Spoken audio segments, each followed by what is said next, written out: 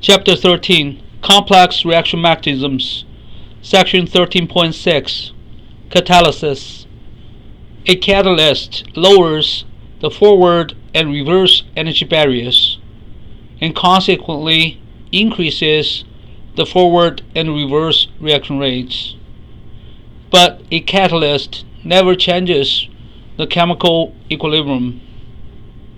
The chemical equilibrium is determined given the Gibbs energy of formation of the products and the Gibbs energy of formation of the reactants at a given temperature, and therefore the equilibrium constant never depends on the existence of the catalyst. Enzymes are proteins that catalyze biochemical reactions. Therefore, enzymes are also catalysts. The simplified enzyme catalytic mechanism involves three elementary steps: from the substrate and a free enzyme to the enzyme substrate complex. The ES complex may decompose back to a free substrate molecule and a free enzyme. The ES complex can also react to produce a product P and release a free enzyme. The free enzyme can then react with another substrate. S denotes the substrate in this equation. E is the enzyme. P is the product. ES is the enzyme substrate complex. We have three rate constants for the three elementary steps. K1 is the rate constant from S plus E to ES. K minus 1 is the rate constant from ES to a separate S and E. K2 is the rate constant from ES to P plus E. K2 is also called the turnover number of the enzyme. A catalyst increases the forward and reverse reaction rates by lowering the reaction barrier, but a catalyst never changes the chemical equilibrium. Enzymes are proteins that catalyze biochemical reactions, and a simplified enzyme catalytic mechanism involves only three elementary steps. So S and E form ES. ES may decompose back to S plus E, and ES may proceed to produce the product P and release a free enzyme. So this diagram shows you how enzyme can lower the barrier. Without the enzyme, the substrates may overcome a larger energy barrier and form the products. On top of this barrier, we have the transition state that connects the reactants and products. In the enzyme catalyzed reaction, the reactants are called substrates. And also, with some enzyme in the system, the substrate may combine with enzyme to form the ES complex, the enzyme substrate complex. The ES complex may overcome a smaller energy barrier to form a complex between the enzyme and the product. And this EP decomposes into products and a free enzyme quickly. So sometimes we can ignore this small dip over here. We'll just assume this ES go through a lower energy barrier and form the products and release a free enzyme directly without worrying the formation of the EP complex. So again, this is just a simplified enzyme catalytic mechanism.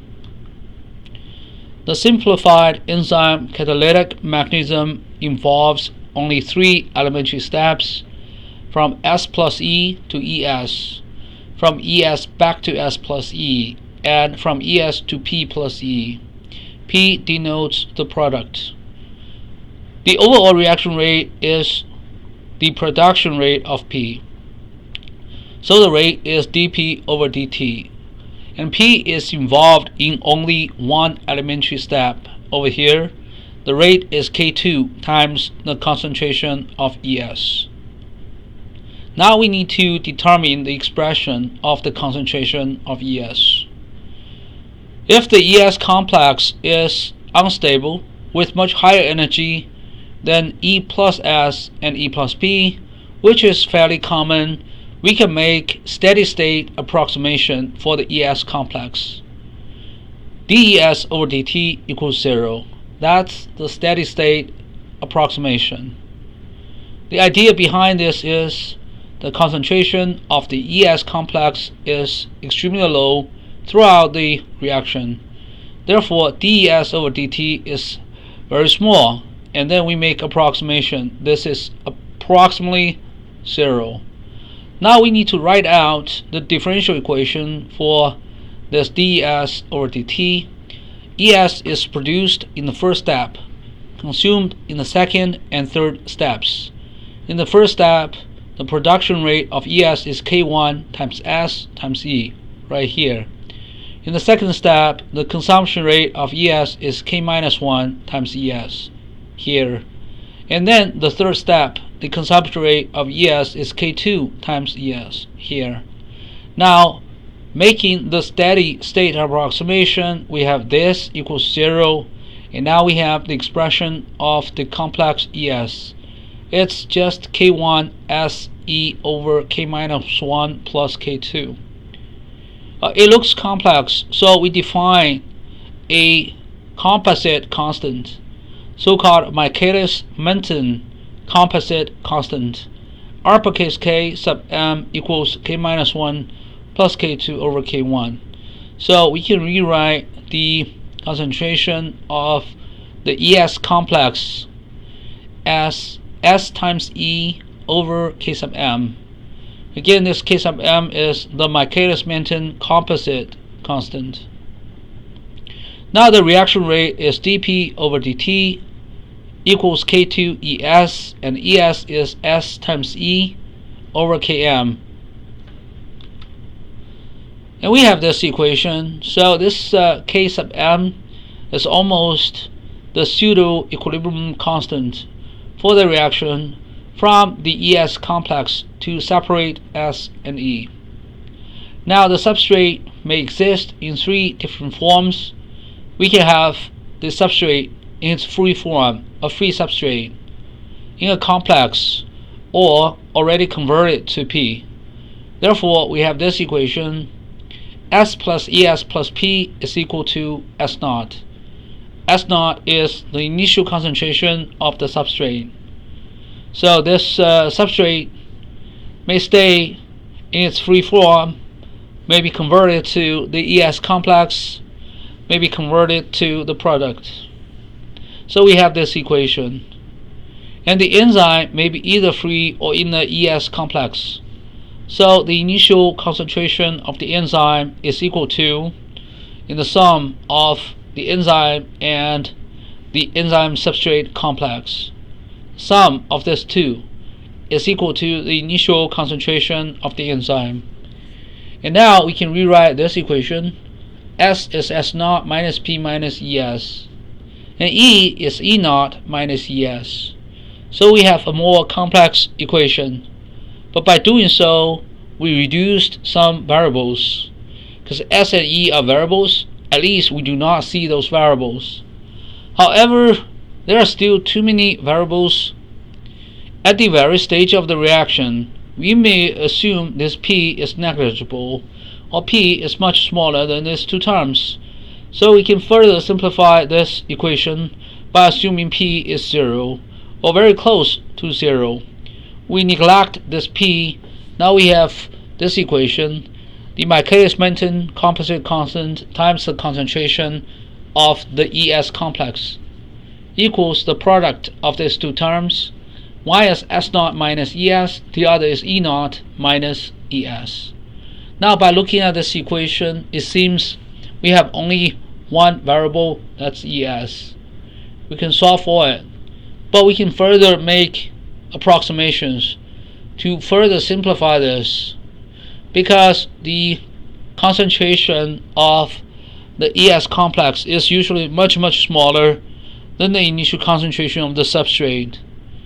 We will just replace this with S0. Again, ES is much smaller than S0. So we have an even simpler equation like this. Now we expand this by multiplying S0 and E0 over here, S0 and ES over here. This equation contains only 3 terms, 1, 2, 3. 2 of the 3 terms contains the concentration of ES. We can put them together and derive the expression of the concentration of ES. The concentration of ES is just E0 S0 divided by S0 from here plus Km from here. So this is the expression for the concentration of the enzyme substrate complex at the very early stage of the reaction, assuming P is negligible and ES is much smaller than S0. The reaction rate at the initial stage of the reaction is therefore K2 times ES, and we plug this in here. It's K2 E0 S0 over S0 plus Km. Again, this R sub 0 is the initial reaction rate. This 0 reminds us we're talking about the reaction rate at the beginning of the reaction. It's hard to analyze this expression because we cannot separate this 2 on the bottom. So one idea is to take the reciprocal of both sides of this equation. 1 over R0 now is equal to the sum of 2 terms. We have S0 divided by the top, and we have Km divided by the top.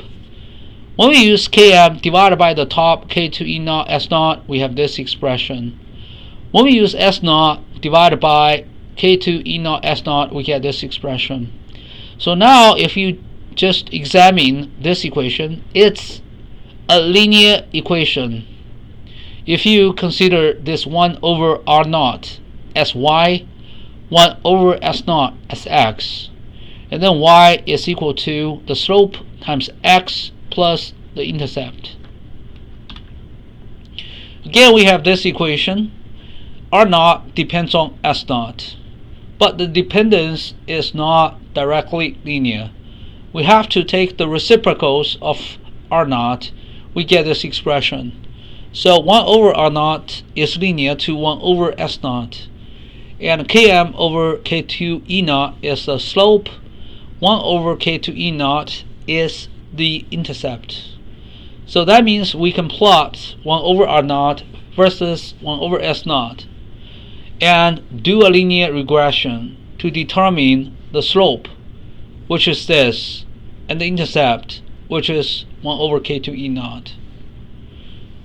When the concentration of the substrate is infinity, 1 over the concentration is 0. And then we simplify this equation to here. 1 over R0 approaches 1 over K2 E0 when the initial concentration of the substrate approaches infinity.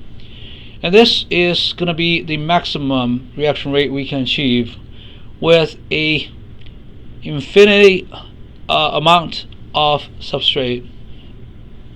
Again, R0 approaches K2 E0 when this S0 approaches infinity.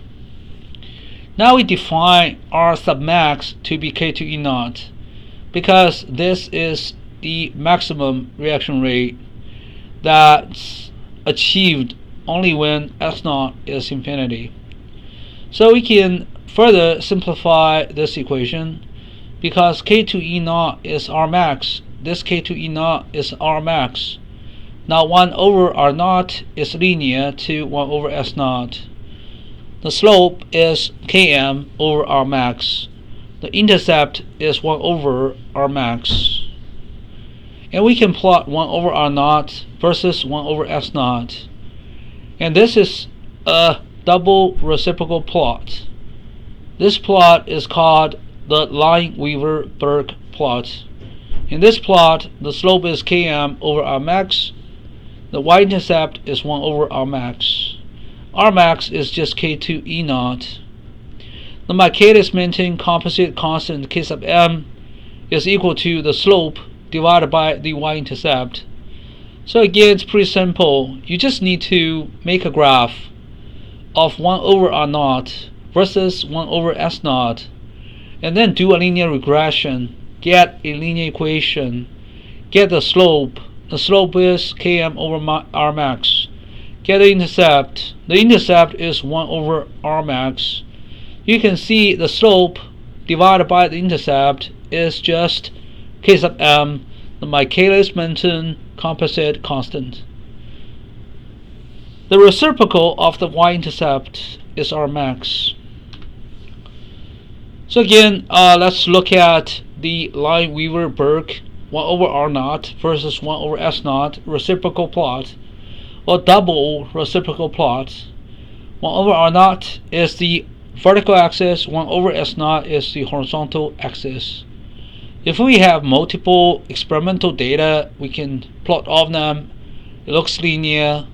We can determine the y-intercept, which is 1 over r max. The slope is km over r max. Now let's look at one numerical example problem. 13.6.1. Calculate r max and K sub m given the following data.